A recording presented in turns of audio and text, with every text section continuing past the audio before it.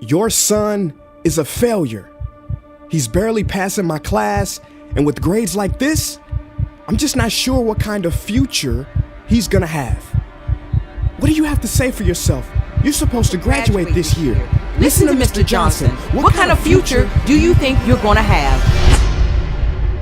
With all due respect, don't call me a failure.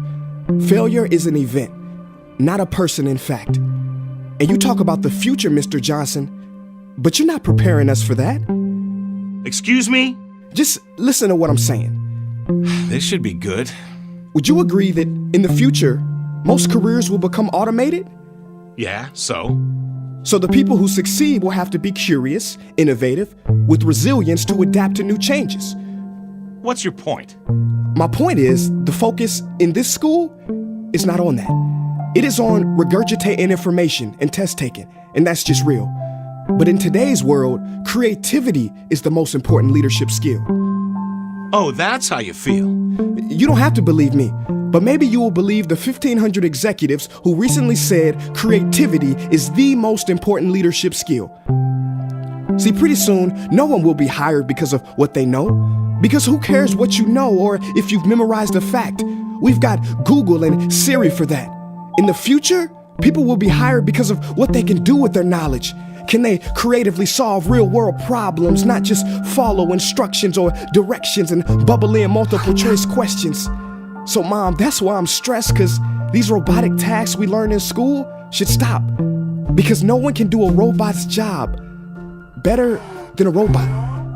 Billionaire founder of Alibaba, Jack Ma, said that we should not compete with artificial intelligence, but instead focus on developing unique human intelligence. Mr. Johnson, drills are for teeth, not the human mind. So these repetitive knowledge-based tasks we must leave behind. Or in the future, you're gonna find a lot of people graduating out of your class right into the unemployment line. See, many top companies today don't look at grades. Mom, that old way is expiring. Google has been quoted as saying GPAs are worthless criteria for hiring. Founder of Tesla, Elon Musk, agrees. So I say this with unease and sorrow. If you continue to teach today as you taught yesterday, then you rob us students of tomorrow. Mr. Johnson, I'm gonna keep it real with you. Sometimes sitting in your class is tough. I'm constantly thinking, if I don't look up at the clock, maybe it'll speed up. So I listen to you do my work and pay attention, feeling like an hour had to have gone by, but it was only 3 minutes. So if you wonder why we're bored in class, look, you wanna get a kid to hate reading? Give them this, a school textbook. And some people think it's our fault, and that hurts me. They say you can lead a horse to water, but you can't make him drink. And to that I say no. Firstly, you can put salt in that horse's hay and make him thirsty. And if you bring joy in your classroom, you can make any bad student nerdy as he or she discovers the beauty of truly learning. Mr. Johnson, I mean no disrespect. You have the most important job on this planet. You build, create, and save lives.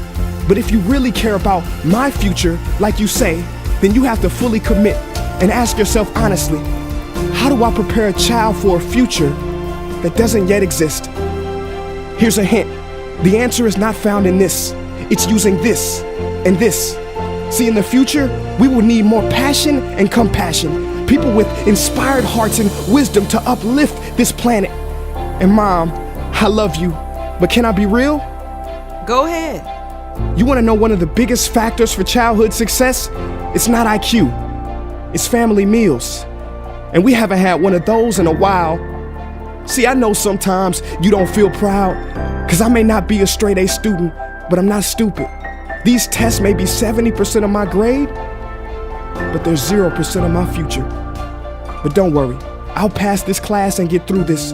But I need you to give me the space I need to be me and live true. Because the best feeling in the world is that your own parents get you.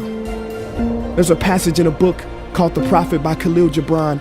And if you don't mind, I'd love to share it with you. Go ahead.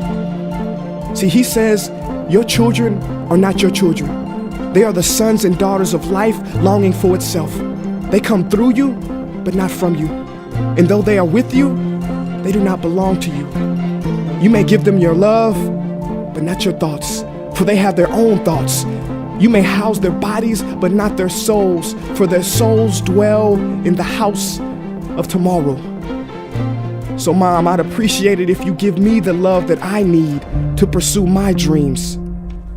See, if we are to succeed, all three of us need behavior change on all fronts. We talk about the future, but the future is now, and it is created now by all of us. I've never heard you speak like that before. Yeah, I didn't know. But I'm going to reach out to administration and try to change some things. You have my word.